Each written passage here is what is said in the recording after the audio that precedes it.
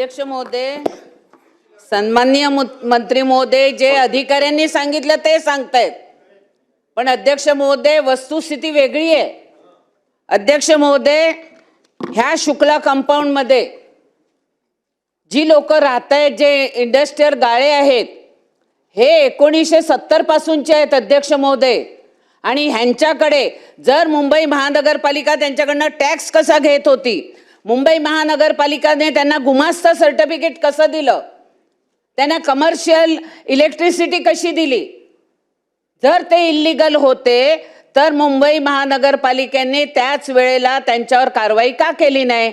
अध्यक्ष महोदय, ह्याच्यामध्ये मला सरकारचं मी लक्ष वेधू इच्छित आहे की अध्यक्ष महोदय, आम्ही सर्व मुंबईचे आमदार नेहमी सरकार समोर मागणी करत असतो की मुंबई सिटीमध्ये राहणाऱ्या लोकांना पागडी सिस्टमला वेगळा कायदा आणि उपनगराला वेगळा कायदा, हे जर आमचे शुक्ला कंपाऊंडचे रहिवासी आणि इंडस्ट्रियल गाळ्यावाले जर मुंबई सिटीमध्ये असते तर त्यांच्यावर कारवाई झाली नसती, कारण तिकडे त्यांना कायद्याचं संरक्षण आहे.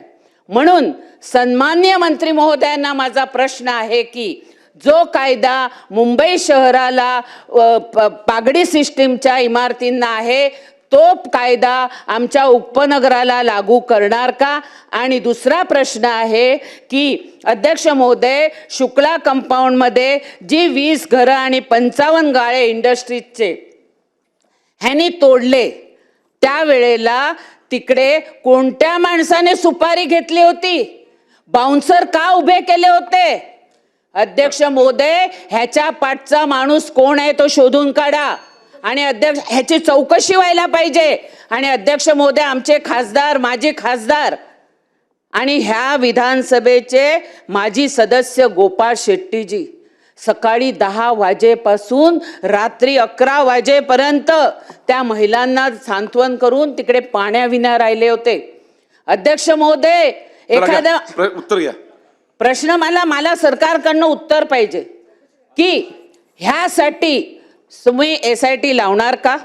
दुसरी गोष्ट की ह्या शुक्ला कंपाऊंड मध्ये जे दोषी आहेत त्या दोषींवर कारवाई करणार का. आणि तिसरा प्रश्न, शहराला जो कायदा आहे तो 1962 पूर्वीचा इकडे आणि 64चा नॉन निवासीला लावता तो तुम्ही रद्द करून मुंबई उपनगराला आमच्या पागडी धारकांना संरक्षण देण्यासाठी शहराचा कायदा उपनगराला लावणार का.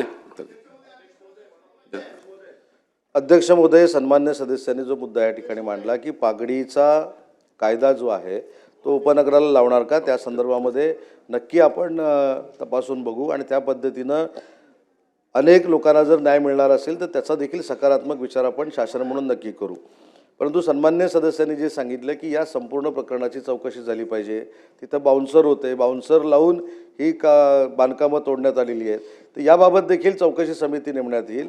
आणि मगाशीच मी सांगितलं की पावसाळा असल्यामुळं 20 निवासी जी घरं होती ती कुठेही पाडण्यात आलेली नाहीत. पुढच्या 30 दिवसामध्ये याची चौकशी करण्यात येईल आणि या 30 दिवसामध्ये चौकशी होईपर्यंत निवासी घरांना कुठेही हात लागायला जाणार नाही असे निर्देश देखील देण्यात येतील. चला सुरवेजी. देश विदेशातील प्रत्येक घडामोडींचे लाईव्ह अपडेट मिळवण्यासाठी आता साम टीव्हीच्या सर्व सोशल मीडिया प्लॅटफॉर्मला लाईक, फॉलो आणि सबस्क्राईब करा. तसंच सर्व नोटिफिकेशनसाठी बेल आयकॉन प्रेस करायला विसरू नका.